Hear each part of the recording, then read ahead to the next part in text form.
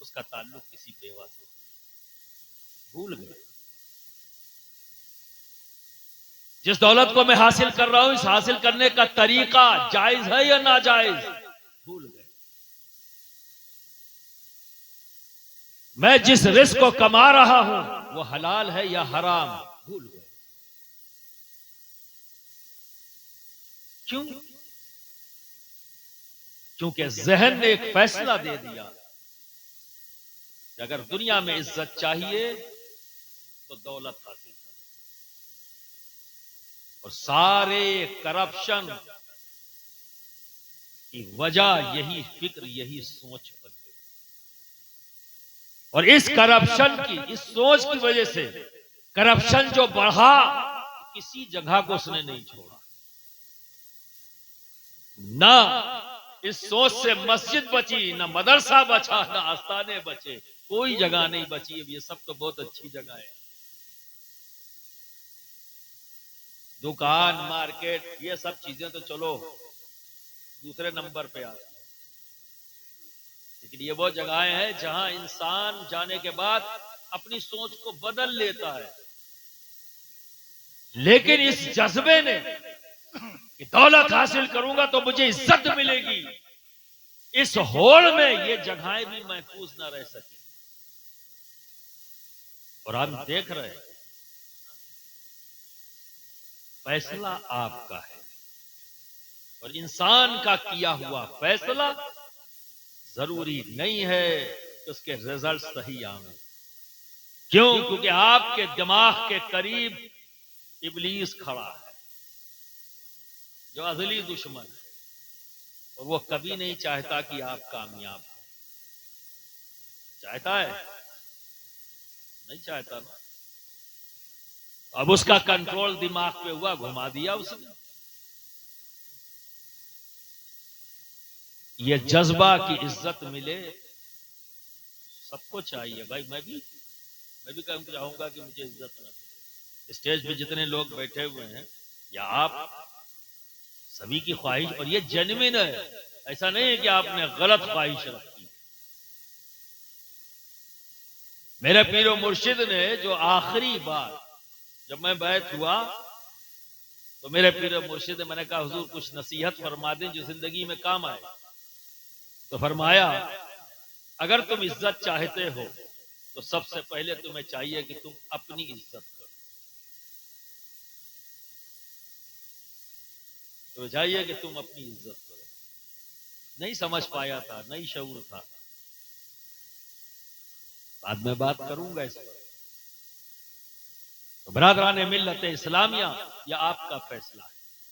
کیا آپ نہیں چاہو گے کہ میں آپ کے رب کا فیصلہ بتاؤں گا آپ کو؟ جاننا چاہو گے؟ جی. عزت بھی ملے گی اور دولت بھی اپنے رب کے فیصلے پہ. اللہ نے کیا فیصلہ سنایا ہے, اللہ نے کیا راہ دکھائی ہے دولت اور عزت کے لیے. خواہش سبھی کے پاس ہے. جب اپنے دماغ سے سوچو گے تو بھٹک جاؤ.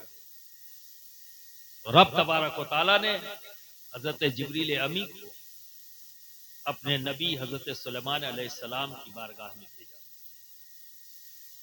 جانتے ہو کون ہے؟ نبی.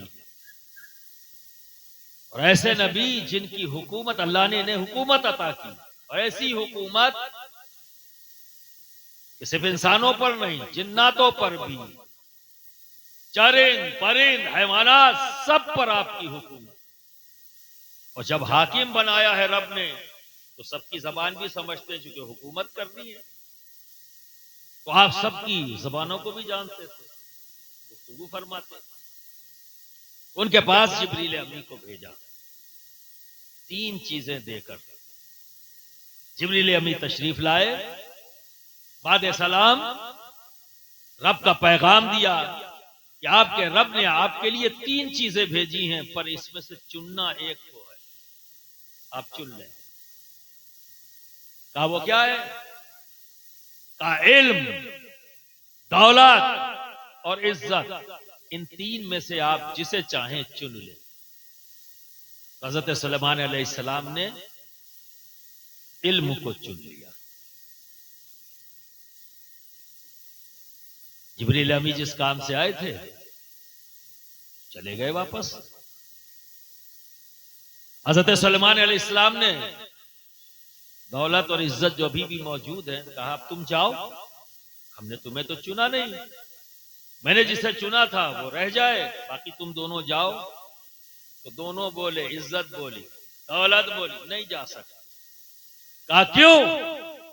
کہا اس لیے نہیں جا سکتے کہ ہمارے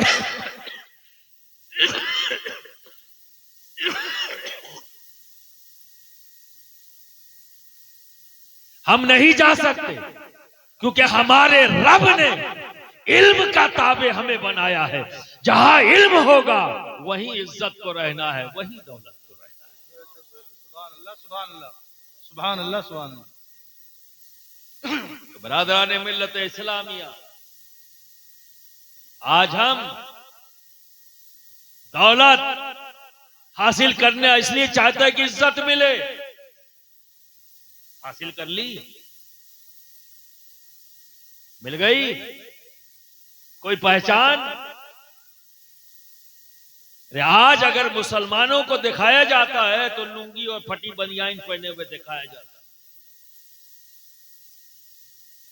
اور پھر ایک وقت وہ بھی تھا جو ہماری عظمت کا دور ہے, 100% لوگ پڑھے لکھے ہوئے. حضرت امام غزالی 2 بھائی ہیں. آپ کے والد جب انہیں لگا کہ اب میں زندہ نہیں رہوں گا, کوئی بیماری ہوئی ان کو, تو آپ نے کیا کیا, ساری جائیداد جو بھی ان کے پاس تھی بیچ دیا. اور بیچنے کے بعد اپنے ایک دوست جس پر آپ اعتماد کرتے تھے وہ ساری دولت اٹھا کے اپنے دوست کو دے دی, یہ کہتے ہوئے کہ اس کو میرے دونوں اولادوں کی تعلیم حاصل کرنے پہ خرچ کر دینا. سبحان اللہ سبحان اللہ. یاد رکھو دوست, اگر تمہارا بچہ تعلیم یافتہ ہے, تربیت اچھی تم نے دی, اس کے لیے کمانے کی تمہیں ضرورت نہیں ہے, وہ خود کما لے گا. اور اگر تم نے اپنے بچے کو تعلیم نہیں دی اور اس کی تربیت پر دھیان نہیں دیا تو ایسے بچوں کے لیے کمانے کی ضرورت کیا ہے؟ جیسے ہی تم آنکھ بند کرو گے اڑا دے گا, الٹے سیدھے کاموں میں لگا کر ختم کر دے گا. تربیت کرو اور تعلیم دلاؤ, کیونکہ علم نور ہے, اور نور کا کام کیا ہے؟ اندھیروں کو ختم کر دینا. ہر وہ چھپی ہوئی چیز اسے علم کا نور ظاہر کر دیتا ہے. علم حاصل کرو, اور جب تک ہم اس کی طرف توجہ نہیں کریں گے, یقین جانو لوگ اسی طرح ہمیں ذلیل کرتے رہیں. ہم اپنی پہچان نہیں بنا سکتے, نہ ہم اپنے گھر کی ترقی میں اپنا رول ادا کر سکتے ہیں, نہ اپنے شہر کی ترقی میں, نہ اپنے اسٹیٹ کی, نہ اپنے ملک کی. برادران ملت اسلامیہ, ہمیں اس پر سوچنا ہوگا, غور و فکر کرنا ہوگا. یہ جو آپ آج عرس منا رہے ہیں, آپ کیا سمجھتے ہیں؟ یہ تعلیم یافتہ نہیں تھے؟ سرکار غریب نواز کون؟ سرکار سیدنا غوث اعظم. سرکار سیدنا غوث اعظم کا جو کرامت ہے سب سے بڑی معلوم کیا ہے؟ علم. علم. کیونکہ آپ جس زمین کے ٹکڑے پر آئے وہاں سب صاحب علم تھے, اور اس علم کی وجہ سے اتنا زوم پیدا ہو گیا, کسی کو تفریح کا سامان بنا لیا. وہ تربیت سے خالی تھے, علم تو حاصل کر لیا پر تربیت کی کمی. تو اب کیا کر رہے ہیں؟ مسواک کتنی بڑی, مہینوں بحث کر رہے ہیں. دامن پر اگر مچھر کا خون لگ جائے تو نماز ہوگی کہ نہیں ہوگی؟ مہینوں بحث. ضرورت تھی کہ ایسی فکر اور ایسی عادت رکھنے والوں کے بیچ میں کوئی آئے. تو اللہ رب العزت نے اس کی مشیت دیکھو کس کو بھیجا؟ غوث اعظم. سبحان اللہ. یہ کس کے پوتے ہیں؟ کس کے بیٹے ہیں؟ علی مرتضی. سبحان اللہ. بے شک. ایک چیز اس میں، جب غوث پاک آئے اسی بغداد کی زمین پر کیا کہا انہوں نے؟ میرا یہ قدم روئے زمین کے تمام اولیاء کرام کی گردنوں پر. سنا ہے نا آپ نے علماء سے؟ سنا ہے؟ ٹھیک. اور سب نے ایکسپٹ کیا، سبھی نے اپنی گردنیں جھکا دی. اور یہ جملہ کوئی بھی ولی نہیں بولا، یہی اول یہی آخر سرکار غوث پاک. میں بہت سوچتا رہا کہ آخر غوث پاک بولے کیوں؟ کچھ تو ہونا چاہیے، کہیں سے کوئی ربط ہونا چاہیے.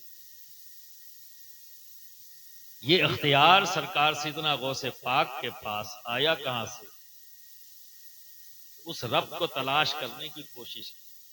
پر علماء بیٹھے ہوئے ہیں، میں یہ کہوں گا یہ میری سوچ ہے، میں آپ پر تھوپتا نہیں. پسند آ جائے تو لے لینا، نہیں آئے تو جھگڑا مت کرنا بھائی.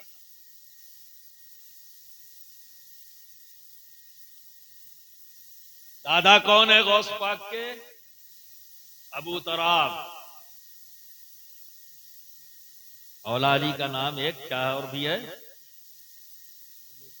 آپ کو حیدر بھی کہا جاتا ہے نا؟ آپ کو مرتضی بھی کہا جاتا ہے، 2. علی بھی اور ابو تراب، 4. اور ان 4 میں سب سے زیادہ خوش جو ہوتے تھے مولا علی، اس نام سے پکارنے میں جب انہیں کہا جاتا ابو تراب تو مست ہو جاتے. مست ہو جاتے. کیوں؟ فرماتے کہ اس لقب سے میرے آقا نے مجھے آواز دی ہے، میرے آقا سے مجھے یہ لقب ملا ہے. تو یاد آ جاتی تھی جب پہلی بار نبی کریم صلی اللہ علیہ وسلم نے اس نام سے پکارا. کیا بات ہو رہا. اچھا یہاں سوچنا پڑے گا، اور آپ کا معنی مٹی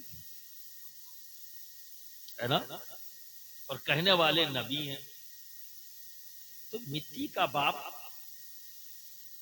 ابھی کوئی ہما شما کوئی کہے تو بات کہی جا سکتی ہے کہ بنا سوچے سمجھے کہہ دیا. پر ہمارا عقیدہ ہے نبی کچھ نہیں کہتے، وہی کہتے ہیں جو رب چاہتا ہے. بے شک. بے شک. سبحان اللہ. تو جب یہ عقیدہ ہے تو سوچنا پڑے گا کہنے والے نبی ہیں، تو پھر اس سے مراد کیا ہے؟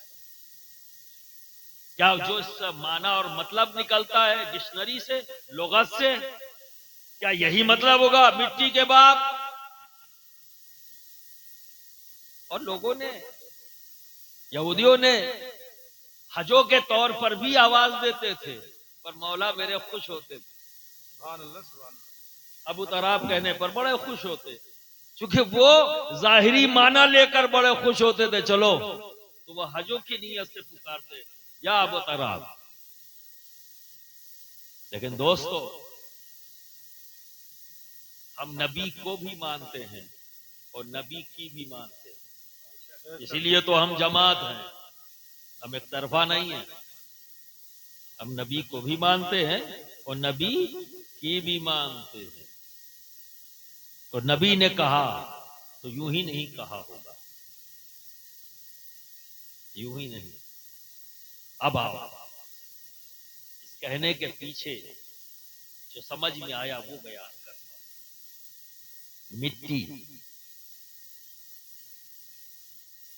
مٹی میں وصف ہے اللہ نے رکھا ہے. وہ کیا ہے؟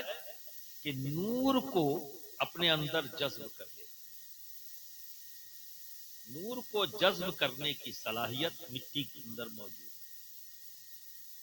اور ہمارا وجود خالی مٹی سے نہیں بنا، ہمارے وجود میں مٹی بھی ہے ہمارے وجود میں پانی بھی ہے، ہمارے وجود میں ہوا بھی ہے. اب نور دیکھو کس میں جا کے رکتا ہے. اگر یہاں پانی بہ رہا ہو اور ٹارچ مارے تو پانی پہ رکے گا نور؟ ٹارچ کا گولا کبھی پانی پہ رکتا ہے؟ آر پار ہو جائے گا، ہے نا؟ اور ویسے اگر آپ ٹارچ مارو گے تو ہوا تو ہے ہی ہے، کبھی رکا سیدھا جا کے مٹی کے اوپر جب وہ پڑتا ہے تو وہاں گولا دکھائی دیتا ہے. آپ نے دیکھا ہے نا؟ سمجھ رہے ہیں نا میری بات کو؟ زیادہ گاڑھی تو نہیں ہو رہی ہے نا، آسان فہم میں بات کر رہا ہوں.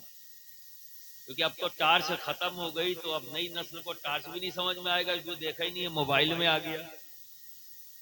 لیکن جب بھی کبھی ٹارچ کو مارو گے، ٹھیک ہے نا، تو دیوار پر جا کے ٹارچ کا گولا بن جاتا ہے روشنی کا. تو بیچ میں ہوا تو ہے، لیکن کبھی ہوا روک پائی؟ اور وہ جو لائٹ ہے وہ کیا ہے؟ نور ہی تو ہے. لائٹ ہے، نور ہے. تو کیا سمجھ میں آیا؟ نہ ہوا میں یہ صلاحیت، نہ پانی میں یہ صلاحیت. تو نور کو اپنے اندر سمانے کی صلاحیت کس میں ہے؟ مٹی میں. مٹی میں. اب سمجھ میں آیا کہ نبی ابو تراب کیوں کہہ رہے؟ آ جاؤ. حضرت آدم علیہ السلام کو کیا کہا جاتا ہے؟ ابو البشر. تمام مٹی کا وجود رکھنے والوں کے باپ. یہی ہے نا؟ یعنی ہر انسان کے باپ. جتنے بھی انسان دنیا کے اندر ہے سب کے باپ کا نام کون؟ حضرت آدم. چونکہ آپ ابو البشر ہیں اور یہاں ابو تراب کہا جا رہا ہے. یعنی اے مٹی کے باپ، اور مٹی کے اندر نور کو سمانے کی صلاحیت موجود، یعنی پوری آدم کی اولادوں میں روحانیت کے باپ کا نام ابو تراب علی مرتضی ہے. سبحان اللہ سبحان اللہ سبحان اللہ. بہتر. اس وجود کے باپ کا نام آدم علیہ السلام ہے، اور اس وجود کی روحانیت کا نام ابو تراب. اسی لیے حضرت قاضی ثناء اللہ پانی پتی فرماتے ہیں کہ علی مرتضی کی ولایت صرف امت محمدی ہی میں نہیں، ہر امت میں، یعنی ہر نبی کی امت میں جو بھی ولی پیدا ہوئے انہیں ولایت مولا علی کی ولایت سے ملی. ان کے بھی امام علی ہی ہیں. جس طرح تمام نبیوں کو نبوت میرے آقا کے وسیلے سے ملی، اسی طرح ولایت علی مرتضی کے وسیلے سے. اب سمجھ میں آئی گئی بات؟ اب دوست فتح مکہ پر آ جاؤ. سرکار ہے اور سب طرف یہی ایک ایسی تاریخ ہے جس کا کوئی ثانی نہیں، کوئی مثل نہیں دنیا میں. ایک بوند خون نہیں اور ایک شہر فتح. ہر طرف امان. اللہ کے رسول نے اعلان فرما دیا کوئی قتل و غارت نہیں، سب کو امان ہے، اور پورا شہر فتح ہو گیا. کعبۃ اللہ میں پہنچے، جو کچھ بھی وہاں صفائی ابھیان چالو ہو گیا، صاف ہو گیا. اب صفائی ابھیان میں کچھ اور صفائیاں باقی تھیں. مولا علی نے چاہا کہ میں صاف کر دوں، پر آپ وہاں تک پہنچ نہیں پا رہے. ڈنڈے سے بھی کوشش کیا تو نہیں پہنچا. نبی ہیں اور علی ہیں. نبی سے علی نے کہا آقا آپ میرے کاندھوں پر آ جائیں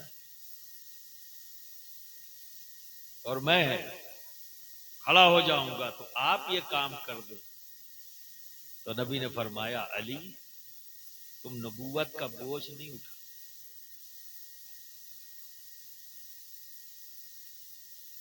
تم میرے کاندھے پہ آ جاؤ، سبحان اللہ تم میرے کاندھے پر آ جاؤ. تو علی نے کو نبی نے اپنے کاندھے پر. اب کیا مطلب نکلا؟ نبوت کے کاندھے پر ولایت موجود. اب یہ بلندی مل رہی ہے. کیوں؟ کیونکہ روئے زمین کے تمام اولیاء کرام مخدوم سلطان سید اشرف جہانگیر سمنانی جو اپنے وقت کے محدث بھی ہیں، مفسر بھی ہیں، مجدد بھی ہیں اور روحانیت کے میدان کے شہنشاہ ہیں. بے شک سبحان اللہ. تصوف کی کوئی کتاب مکمل ہو ہی نہیں سکتی جب تک کہ استفادہ مخدوم سلطان سید اشرف جہانگیر سمنانی کے اقوال سے نہ لیا جائے، بے شک مکمل ہی نہیں ہو سکتی. یہ وہ ذات تو مخدوم پاک فرماتے ہیں بدایت الانبیاء نہایت الاولیاء. جو نبی کی شروعات ہے وہ ولی کی انتہا ہے. تو پھر فرماتے ہیں کہ بدایت الاولیاء نہایت الانبیاء. جو ولی کی شروعات ہے وہ نبی کی انتہا ہے، وہ نبی کی انتہا ہے. اور کہنے والے کون ہیں؟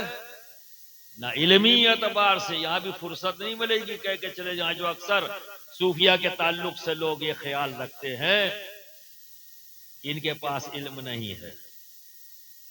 یہی ہیں جنہیں نبیوں کے علم کا وارث کہا جاتا ہے. تو ایسا کیسے کہہ سکتے ہیں؟ اور علم حاصل کرنے کے ایک اور کنفیوژن دور کر دوں، تو چیزیں اور بچی ہوئی ہیں. علم حاصل کرنا صرف پڑھ لکھ کے نہیں ہوتا. علم حاصل ایک ذریعہ ہے یہ بھی علم حاصل کرنے کا، لیکن فقط یہی نہیں. اس لیے کہتا ہوں فقط یہی نہیں، اس لیے کہ جب میں غور و فکر کرتا ہوں تو صحابہ کی جماعت کو جب دیکھتا ہوں تو وہ کہاں قلم کاغذ لے کے بیٹھے تھے، کس درسگاہ میں گئے، کہاں بلیک بورڈ تھا.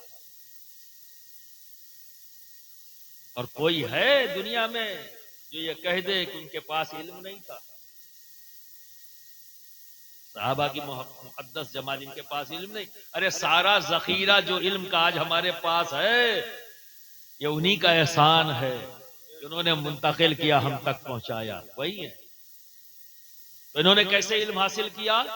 دیکھ کر اور سن کر. دیکھ کر اور سن کر. نبی کو دیکھا اور عمل شروع کر دیا، نبی سے سنا، یاد کر لیا اور عمل شروع کر دیا. جو دیکھا تھا اسے بھی آگے بڑھایا، جو سنا اسے بھی آگے بڑھایا، اور بڑھتے بڑھتے تب وہ لکھا گیا ہے. پہلے تو سنا اور دیکھا ہی چلا. صحابہ کو تابعین نے دیکھا، جو دیکھا عمل کر لیا، جو سنا یاد کر لیا اور عمل کر لیا اور آگے بڑھا دیا. تو علم حاصل کرنے کا یہ بھی ایک ذریعہ ہے. کیا ہے؟ دیکھ کر اور سن کر. بس فرق اتنا ہے دوست، آپ کو یہ موقع بار بار یہ علماء دیتے ہیں، پر آپ کیا سوچ کے آتے ہو مجھے نہیں پتا. پر یہ اسٹیج سجا کر آپ کو بلاتے ہیں کس لیے؟ کہ دیکھ کر اور سن کر آپ علم حاصل کر لو، ہے نا. پر آپ کا نیت کیا ہے، آپ کا نظریہ کیا ہے یہاں آنے کا وہ پتا نہیں، لیکن رزلٹ ضرور پتا ہے کہ جب آپ اٹھ کر یہاں سے جائیں گے کوئی پوچھے ہاں بھائی جلسہ کیسا تھا؟ بہت اچھا تھا. کیا ہوا؟ کہ بہت اچھا ہوا. ہمیں کیا بولا گیا؟ کہ بس یہی نہ پوچھو، بس یہی نہ پوچھو. اب سننے کا آپ کا کیا طریقہ ہے، کس انداز میں آپ سنتے ہو، کس انداز میں آپ دیکھتے ہو، پتہ نہیں. پر دیکھ کر اور سن کر صحابہ نے علم حاصل کیا، اور تابعین نے صحابہ کو دیکھ کر اور سن کر حاصل کیا، اور تمام علمی ذخیرہ اسی انداز میں ہم تک پہنچا جو بعد میں لکھا گیا. تو تین طریقے ہو گئے. اور چوتھا ہے علم لدنی، جسے رب تبارک و تعالی اسے عطا کرتا ہے جسے وہ چاہتا ہے۔ وَعَلَّمْنَاهُ مِن لَّدُنَّا عِلْمًا، خود رب فرماتا ہے اور میں اپنے خاص علم سے علم عطا کرتا ہوں جسے میں چاہتا ہوں۔ تو یہ ان کے لیے، اور مخدوم سمنا فرماتے ہیں اس علم کو حاصل کرنے کے لیے رابطۂ تکلم کی بھی ضرورت نہیں، پڑھنے پڑھانے کی بھی ضرورت نہیں، کوئی بیٹھ کے پڑھاوے۔ یہ علم ایسے حاصل ہو جاتا ہے، مثال دیا آپ نے جیسے میت کا ترکہ، ابا گئے دنیا سے، بچوں کو اپنے آپ مل جاتا ہے نا، کوئی بحث کرنی پڑتی ہے کچھ نہیں، جو ہے ان کے وارث اپنے آپ مل جاتا ہے۔ تو مخدوم سمنا فرماتے ہیں کہ یہ علم بنا رابطہ تکلم کے حاصل ہو جاتا ہے۔ تو یہ چار، اب تین کا ہے معاملہ۔ تو جو لوگ 40 کے اوپر ہیں، بھاگنے کا راستہ نہیں ہے، یہ کہو اب حضرت عمر ہو گئی، اب مدرسہ کیسے جائیں، اسکول کیسے جائیں، تو اس کے لیے علماء نے انتظام کر دیا ہے، دیکھ کر اور سن کر۔ تو جب جلسوں میں جاؤ تو اسی نیت سے جاؤ کہ علم حاصل کرنے جا رہے ہیں، جو ہم نہیں جانتے ہمارے علماء ہمیں بتائیں گے، اسے دماغ میں محفوظ کرنا ہے اور اس پر عمل کرنا ہے۔ جب آنے کا انداز بدل جائے گا تو لینے کا بھی انداز بدل جائے گا۔ انما الاعمال بالنیات، ہر عمل کا تعلق نیت سے، نیت اچھی ہوگی تو ویسے ہی فنکشننگ بھی ہوگی، ٹھیک ہے۔ اب آیا تیسرا، اس کے لیے تمہارے بچے موجود ہیں، یہاں کوتاہی مت کرنا، ان کو بھیج دو پڑھنے کے لیے، ان کو بھیجو پڑھنے کے لیے، چھوڑنا مت، کہ جب پڑھیں گے نا تبھی تو جانیں گے سچائی کیا ہے، تبھی تو جانیں گے۔ تو اب آتا ہوں میں اس طرف کہ نبوت کے کاندھے پہ ولایت ہے، ولایت ہے۔ تو برادران ملت اسلامیہ اور مخدوم پاک فرماتے ہیں کہ نبی کی شروعات جو ہوتی ہے وہ نبی کی انتہا ہوتی ہے، اور پھر کہتے ہیں جو نبی کی ابتدا ہے وہ ولی کی انتہا ہے۔ اس معنی میں کہ بدایت الانبیاء نہایت الاولیاء، جو نبی کی ابتدا ہے وہ ولی کی انتہا ہے۔ بالطریقت، طریقت میں جو نبی کی ابتدا ولی کی انتہا، یعنی ولایت ترقی کر کے کہیں بھی پہنچے گی تو نبی کے قدموں تک اس کی رسائی، یہاں تک، یہ اس کی انتہا ہے ولایت۔ اور پھر فرماتے ہیں کہ بدایت الاولیاء نہایت الانبیاء، یہ جملہ بڑا غضب کا ہے، جس سے جو بات میں نے سمجھی اس سے فی شریعت، شریعت میں ولی کی جو ابتدا ہے نبی کی انتہا ہے، یعنی حضرت آدم سے جب شروع ہوا اور سرکار دو عالم صلی اللہ علیہ وسلم پر وحی نازل ہوئی، الیوم اکملت لکم دینکم، تو اس بیچ میں 1,24,000 یا 2,24,000 کم و بیش نبی آئے اور شریعتوں میں تبدیلی ہوتی گئی، اس میں امینڈمنٹس ہوتے گئے، اور پھر جب رب نے کہا آج دین مکمل ہو گیا تو قیامت تک کوئی امینڈمنٹ نہیں۔ تو علی تو تب پیدا ہوئے ہیں جب یہ قید لگ چکی، جب یہ قید لگ چکی، اب کوئی تبدیلی نہیں۔ پر مخدوم سمنا فرماتے ہیں کہ بدایت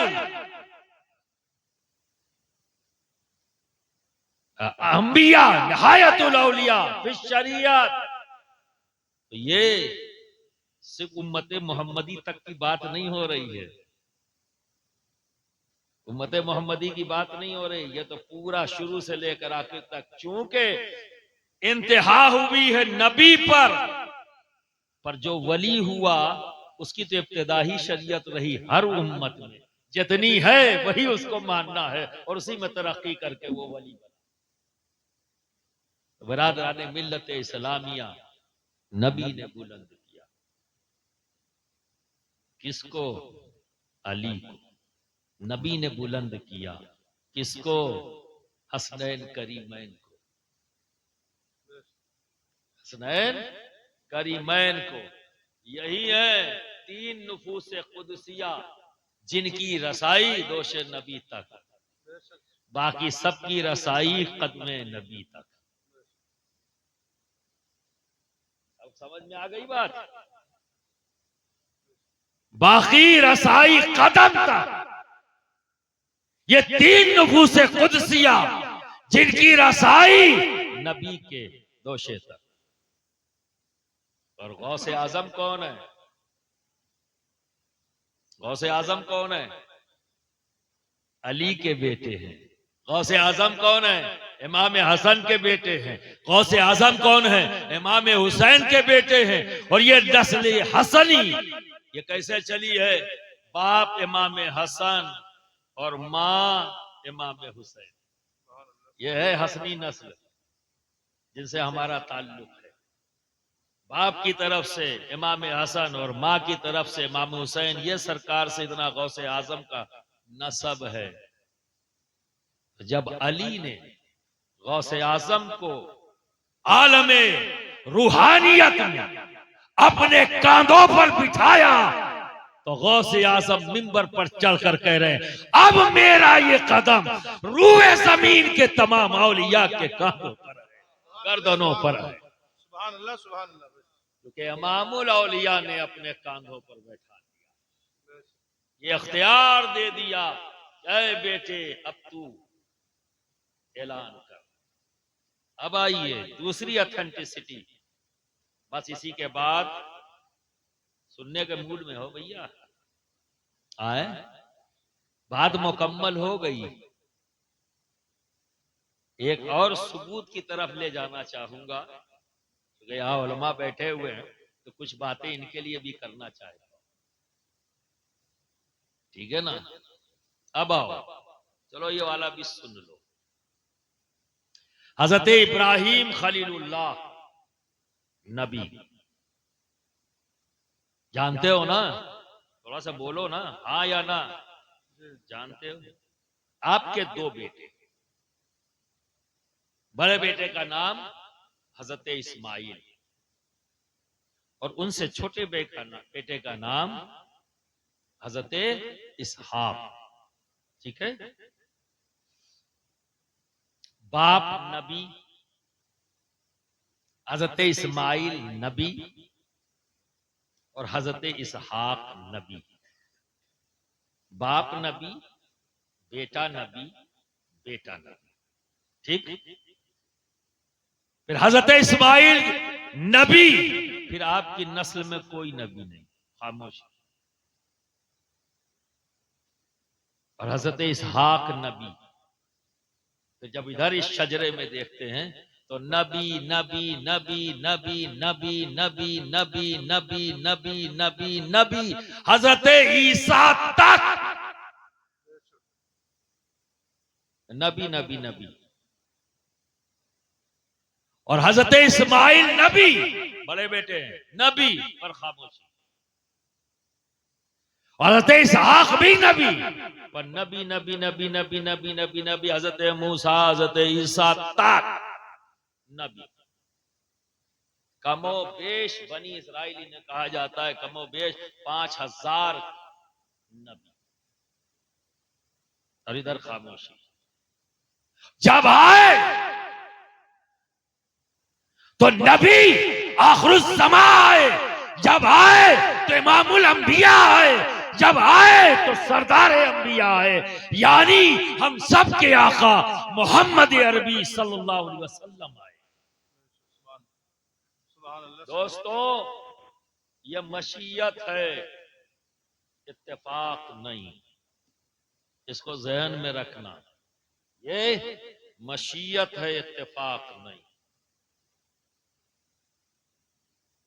باپ نبی، بیٹا نبی، بیٹا نبی، پھر نبی نبی نبی، حضرت عیسیٰ تک، حضرت اسماعیل نبی، پھر خاموشی. اور جب آئے تو آخری نبی آئے، سردار انبیاء آئے، امام الانبیاء آئے، ہم سب کے آقا محمد عربی صلی اللہ علیہ وسلم آئے، جن پر نبوت ختم. اب کوئی نبی نہیں آئے گا. اور ہر نبی جو آتا کس لیے آتا؟ کہ جب نبی کی تعلیمات سے لوگ ہٹ جاتے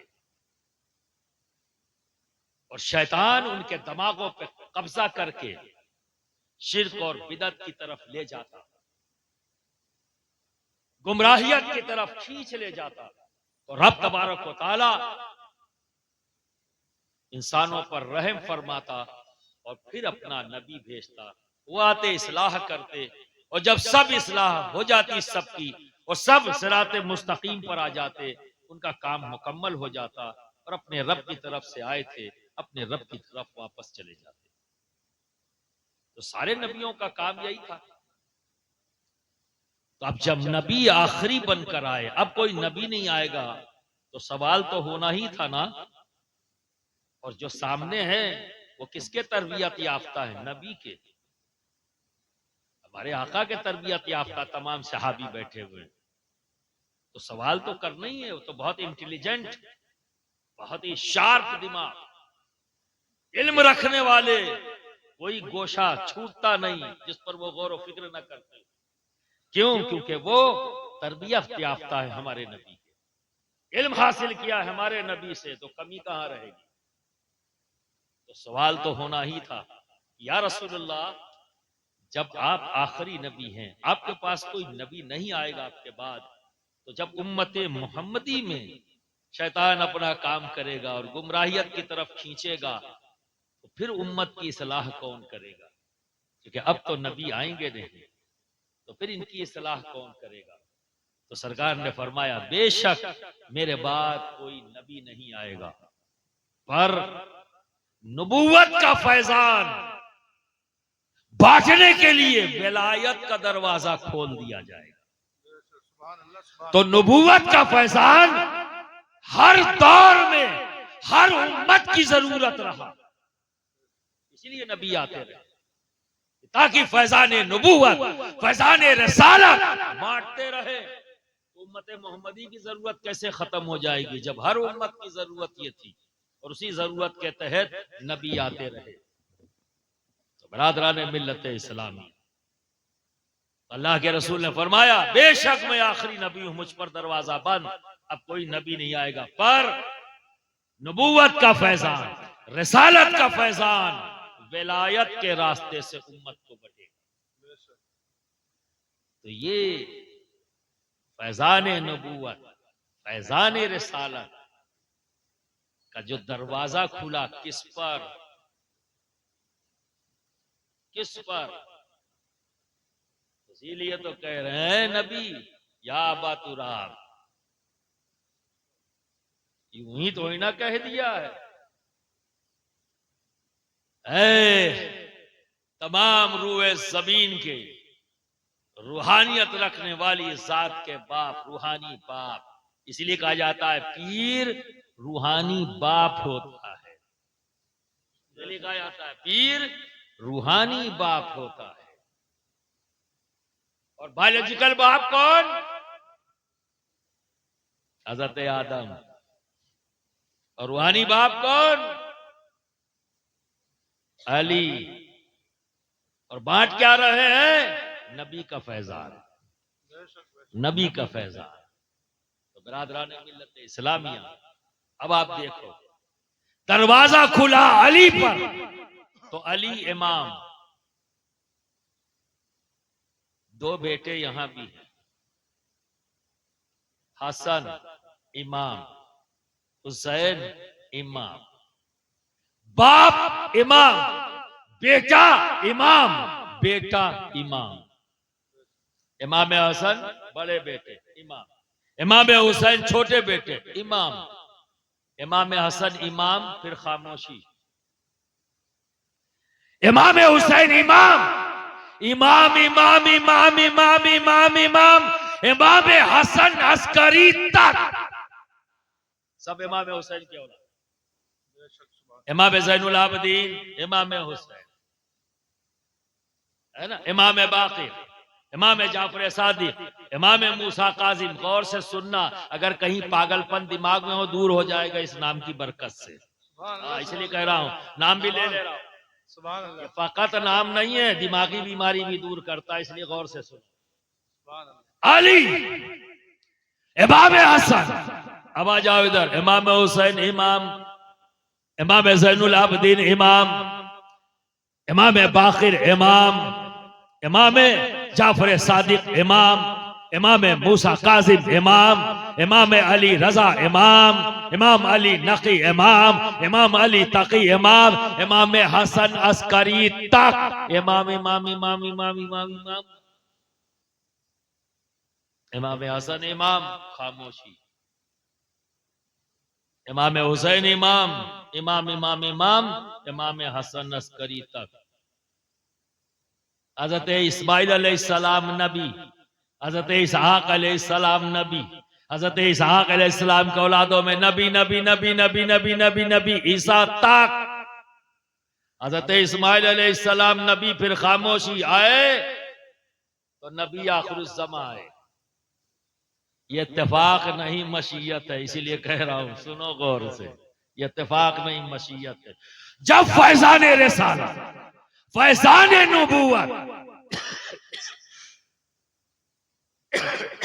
بانٹنے کی ذمہ داری، جس کا دروازہ کھلا کہاں؟ علی۔ تو صرف یہ نہیں کہا گیا باب روحانیت، باب العلم کہا گیا، بے شک آپ سمجھ رہے نا؟ کیوں؟ یہ بھی سن لو، اللہ جاہلوں کو دوست نہیں بناتا، بے شک بے شک اللہ جاہلوں کو دوست نہیں بناتا، اس لیے بڑے محتاط رہا کرو، کسی ولی کو ایسے نہیں کہہ دینا جاہل ہے، یہ کہو گے تمہاری جہالت پتہ لگے گی۔ جو اللہ کا دوست ہوگا، اللہ جاہلوں کو پسند ہی نہیں کرتا، دوست بناتا ہی نہیں، یا تو پھر وہ ولی نہیں، یا پھر وہ صاحب علم ہے، تبھی تو دوست بنایا اللہ نے۔ یہ الگ بات ہے کہ اس نے اپنے وجود کو بتانے میں اپنے علم کو آگے نہیں رکھا، اس نے عمل کو آگے رکھا، اور یہی فرق ہو جاتا ہے۔ جہاں صرف علم کی بات ہو وہ الگ ڈپارٹمنٹ ہے، اور جہاں اس علم کو اپنا کر عمل پیش کرنے کی بات ہوتی ہے تو انہیں ہم ولی کہتے ہیں، سمجھ گئے؟ وہ قول کو کم، عمل کو زیادہ پیش کرتے ہیں، ٹھیک ہے؟ اور اگر کسی قول کو بھی انہیں پیش کرنا ہے تو پہلے اس قول پر عمل کرتے ہیں، پھر اس قول کو پیش کرتے ہیں، یہ ایک ڈفرنس ہے۔ تو برادران ملت اسلامیہ، امام حسن امام، علی امام، امام حسن امام، امام حسین امام، پھر امام امام امام امام امام، امام حسن عسکری تک، اور جب آئیں گے تو آخری امام، وہاں سے امامت کا دروازہ بند، وہ کون ہے؟ امام مہدی، جو آئیں گے اور امام حسن کے بیٹے ہوں گے، بے شک سبحان اللہ سبحان اللہ امام حسن کے بیٹے ہوں گے۔ تو برادران ملت اسلامیہ، اسی لیے کہا کہ اپنے وقت کے ایک زبردست مفسر فرماتے ہیں، اس وقت نام دیکھو ابھی شاید یاد آ جائے کہ شوگر کا مریض ہوں، نام سکت جاتا ہے لیکن چلتے چلتے آ بھی جاتا ہے یاد۔ تو فرماتے ہیں کہ کوئی دور، کوئی زمانہ غوثیت سے خالی نہیں، کوئی زمانہ غوثیت سے خالی نہیں، کیوں؟ کیونکہ یہ حاکم وقت ہوتا ہے، اور بنا حاکم کے دور نہیں ہوتا۔ تو جیسے ہی ایک غوث دنیا سے جاتا ہے اس کی جہاں فوراً غوث آ جاتا ہے. تو آپ فرماتے ہیں یہ غوث کون ہے؟ یکتائے زمانہ ہوتا ہے. یہ پوری دنیا ایک حاکم نہ بنا سکی، زمین کے ہر ٹکڑے کے الگ الگ حاکم، لیکن میدان روحانیت علی نے جو سلطنت قائم کی، اس سلطنت میں ہمیشہ حاکم ایک ہی ہوتا ہے، اور آج بھی اسی اصول سے چل رہا ہے. اور اس سلطنت کے حاکم کا نام ہے غوث، جو یکتائے زمانہ ہوتا ہے. تو برادران ملت اسلامیہ، غوث وقت کوئی اور نہیں ہوگا، جو بھی ہوگا حسنینی ہوگا. یا تو امام حسن کی اولاد ہوگا یا امام حسین کی اولاد ہوگا. کیوں؟ کیونکہ فیضان نبوت، فیضان رسالت بانٹنے کی ذمہ داری ان کی ہے. تو اصل یہ ہے کہ نائب بناتے ہیں، جہاں وہ نہیں پہنچتے تو اپنا نائب بناتے ہیں، جنہیں خلیفہ کہتے ہیں. ایک سسٹم بنا خلافت کے ذریعے فیضان نبوت، فیضان رسالت اسی شاخ کے کسی فرد سے لے کر پھر دنیا کے اندر پھیلا. تو برادران ملت اسلامیہ، یہ خالی پھول اور چادر کے لیے نہیں ہے جو لمٹ کر دی آپ نے. یہ مت کرو. یہاں جب جاؤ تو یہ کہو اے اللہ کے ولی، رب کا فضل ہے کہ اس نے آپ تک مجھے پہنچا دیا، تو میرے حق میں دعا کرے اور میرے قلب پر ایک نگاہ ڈالے، تاکہ لالچ کی گندگی سے میرا قلب گندا ہے پاک ہو جائے اور صاف ہو جائے. میرے لیے دعا کرے کہ اللہ مجھے علم نافع عطا فرمائے. میرے لیے دعا کریں کہ میرا ایمان سلامت رہے. میرے لیے دعا کریں کہ جس راہ پر آپ چلے ہیں رب اپنے فضل سے مجھے بھی اس راہ پر چلنے کی توفیق عطا کرے. جب بھی جاؤ گے دکان مکان مقدمہ یہی کرو گے. اس لیے آئے تھے تمہارے پاس، تمہارا دکان مکان مقدمہ کھیت کروانے. یہ سب تو بونس ہے، یہ سب تو بونس ہے. بنا کہے دیکھو ولیوں کا دربار ایسا ہے، ان کی عادت ہے دینے کی. ہمیں کچھ کہو یا نہ کہو، یہ اپنے دروازے سے کسی کو خالی ہاتھ بھیجتے ہی نہیں، بھیجتے ہی نہیں. اور میرے رب کو گوارا بھی نہیں کہ اس کا دوست دنیا میں رسوا ہو. یہ اس پروردگار کو گوارا بھی نہیں. تو جب بندے اس کے دوست کے پاس جاتے ہیں تو رب انہیں دے کر لوٹالتا ہے، کہیں بندہ میرے دوست کے بارے میں کچھ بدگمانی کا شکار نہ ہو جائے، میرا دوست رسوا نہ ہو جائے. رب تبارک و تعالی اپنے دوستوں کو رسوا نہیں ہونے دیتے. تم کو تو دے کر بھیجے. یہ تو عادت ہے ان کی، ہم اور آپ سوچ کر دیتے ہیں، یہ تو عادتاً دیتے ہیں. جاؤ گے نا تو کچھ نہ کچھ دے کے بھیجیں گے جو تمہاری اور ضرورتیں. پر یہ بتاؤ کہ دنیا داری کی جتنی ضرورتیں ہیں یہ زیادہ اہم ہے یا آخرت؟ یہ دنیا داری کی ضرورتیں زیادہ ضروری ہیں یا رب کی رضا؟ خالی آواز یہاں سے ہے، یہاں سے نہیں. ہاں اب جانا وہاں جا کے فاتحہ پڑھنا اور یہ بھی دعا کر لینا، حضور دعا فرمائیے جب بھی بولوں تو دل سے بولوں، زبان سے نہ بولوں. یہ بھی دعا کر لینا. ولی ہاتھ اٹھا دے تو رب تبارک و تعالیٰ دعاؤں کو قبول کرتا ہے. اور جب آپ دعا کرتے یا آمین کر دے بس یہی کافی. تو برادران ملت اسلامیہ، جلسہ بھی کرو. اچھا اب ایک بات آئی، میں ایک بات کہوں. اچھا قوالی کا نام آتا ہے لوگ پتہ نہیں کچھ صفائی دینے لگتے. کو صفائی دے کس بات کی صفائی بھائی؟ ہمیں کوئی اگر غلط کام کو اچھا نام دے دے تو مان لیں گے، ہم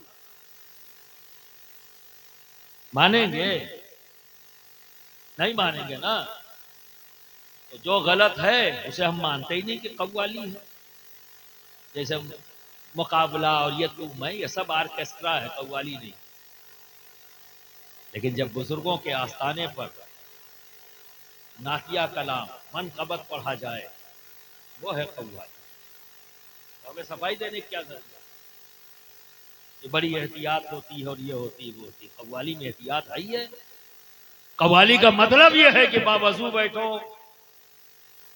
قوالی کا مطلب یہ ہے کہ ایسے آدمی کی صدارت میں بیٹھو کہ جس کی روحانیت کا اثر تم پر ہو. تو ہے تو ان کی صدارت میں بیٹھیں گے، باوضو بیٹھیں گے، تو صفائی کس بات کی دیں کہ ہماری قوالی ایسی؟ قوالی ہوتی ہی ایسی ہے، ہماری توہری کیا چیز ہے؟ عجیب بات ہے بھائی. ہم کیوں مان لیں جو لوگ غلط کرتے ہیں ڈائریکٹ کہیں گے کہ وہ آرکیسٹرا ہے، فضولیات ہے. برادران ملت اسلامیہ اگر کانسیپٹ کلیئر ہے تو آپ وہی تو قوالی سمجھ لو کیا ہے. بیٹھو گے تو باوضو بیٹھو گے، سمجھ گئے؟ باوضو بیٹھو، لڑ بازی نہیں، کلام پر دھیان، سمجھ گئے؟ اور اس کلام میں اپنے شیخ کو تصور میں لاؤ. موجود ہو تو بھی اچھا، نہیں ہے تو تصور میں لے کے آؤ. جب یہ کہے، اگر قوال یہ کہتا ہے، کہے نا کہ اے شیخ تو مجھے اپنی غلامی میں بنائے رکھ. اب تصور میں لے آؤ. شیخ نہیں نا، تصور میں ہاتھ جوڑے کھڑے. قوال کے جملے یہ، اے شیخ اپنی غلامی میں بنائے رکھنا. اور تصور میں تمہارا شیخ ہو تو گریہزاری تو اپنے آپ شروع ہو جائے گی. آپ سے آپ ہی یہ ہے قوالی. روحانیت میں اضافہ پیدا کرتا ہے، یہ ہلڑ بازی کے لیے نہیں ہے. ہماری اپنی روحانیت کو مضبوط کرتا ہے. طریقہ کار اگر بدل دیا تو غلطی اس کی ہے جس نے طریقہ بدلا ہے. چیز غلط تھوڑی نہ ہے زبردستی. تو تصور میں جب اشعار پڑھے جائیں تو تصور میں، اور اگر مرید نہیں ہو تو تصور میں ان کو لے آؤ جن کے زیر صاحب ہے. صاحب آستانہ کو تصور میں لے آؤ کہ ہم ان کے سامنے کھڑے ہیں اور ہاتھ جوڑ کے جو کلام وہ کہہ رہا ہے وہ سمجھ لو کہ تم کہہ رہے ہو. پھر دیکھنا اور کیفیت تعریف باوضو ہو گئے، کیفیت تعریف. برادران ملت اسلامیہ کانسیپٹ کلیئر رکھو. اور یہ کانسیپٹ اسی کا کلیئر ہوتا ہے جو علم کو محبت کے ساتھ حاصل کرے، اپنی ذمہ داری سمجھ کر حاصل کرے، اور رب کی رضا اور اس کے حبیب کی رضا کے لیے حاصل کرے. دولت، شہرت، زمین جائیداد کے لیے نہیں. علم جہاں ہوگا وہاں دولت بھی ہوگی، وہاں عزت بھی ہوگی. اور جب ہم صاحب علم تھے تو دنیا کے حاکم تھے. جب ہم صاحب علم تھے تو ہم سائنٹسٹ تھے. جب ہم صاحب علم تھے تو ان چھپی ہوئی چیزوں کو جو اللہ نے پیدا کی تھی ہم نے دنیا کو بتایا کہ میرے رب نے یہ بھی پیدا کیا، میرے رب نے یہ بھی پیدا کیا، میرے رب نے یہ بھی پیدا کیا. وہ سارے کے سارے پڑھے کہاں سے؟ مدرسے ہی سے پڑھے تھے. جو کیمسٹری کی بات کر رہے ہیں، فزکس کی بات کر رہے ہیں، میتھمیٹکس کی بات کر رہے ہیں، زولوجی کی بات کر رہے ہیں، باٹنی کی بات کر رہے ہیں، یہ سارے کہاں سے نکلے تھے؟ جسے آج دنیا میں حقیر نگاہ سے دیکھا جا رہا ہے. نہیں، سارے علم کا سورس اسی مدرسے میں ہے. پڑھنے کا انداز کیا ہے اس میں فرق ہے کہ ہم کس طرح سے کس اینگل سے پڑھیں. تو برادران ملت اسلامیہ اب سنجیدگی اختیار کرنے کی ضرورت ہے. تو ان تمام چیزوں کو، ان کمیوں کو جہاں میں نے محسوس کیا، تو آج کے دن میں میرا فوکس صرف ایک ہی ہے، تعلیم. تو اسی پلان کے تحت ہندوستان میں 600 ضلع ہیں. ہر ضلع پر ایک انسٹیٹیوٹ قائم کروں گا، اور مدرسہ اور اسکول ایک ساتھ. مدرسے کا بچہ سائنس بھی پڑھے گا اور سائنس پڑھنے والے مدرسے میں بھی پڑھیں گے، دین کو، دونوں ایک ساتھ، تاکہ آنے والے وقت میں وہ دنیا کو جواب دے سکے. اور بتا سکیں. تو اس کے لیے سینٹ اشرف پبلک اسکول اور جامعہ اظہار القرآن دونوں ایک ساتھ ضلع استر کا انشاءاللہ تبارک تعالیٰ اس کی بنیاد 12 ربیع الشریف میں سنبل میں میں نے پہلی بنیاد رکھی ہے اور کچھ ہی دنوں کے اندر آپ لوگ سنیں گے کہ 3 سے 4 جگہوں پر کام شروع ہوا. یہ اور جگہ باتیں چل رہی ہیں. ٹھیک ہے. اور یہ اکیلے کا کام نہیں ہے, یہ ٹیم ورک ہے. آپ کا سپورٹ چاہیے. ہو گئے ہمیں پتہ ہی نہیں لگا ہو گئے. ایسے تھوڑی نا ہاتھ اٹھا کے بتاؤ گے تو پتہ لگے گا. اچھا, اب جتنے لوگ سپورٹ نہیں کریں گے وہ ہاتھ اٹھا دیں.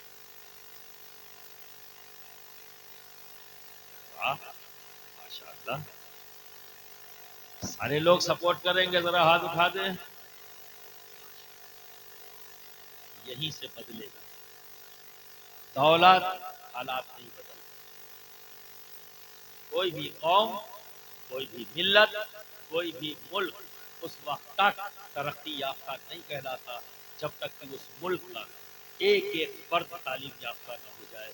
جب تک اس قوم اور اس ملت کا ایک ایک آدمی تعلیم یافتہ نہ ہو جائے تب تک نہ قوم ترقی یافتہ کہلائے گی نہ ملک ترقی یافتہ کہلائے گا. تو عزم کرنا ہے. آدھی روٹی کھائیں گے, بچوں کو پڑھائیں گے انشاءاللہ تعالی. وآخر دعوانا ان الحمدللہ.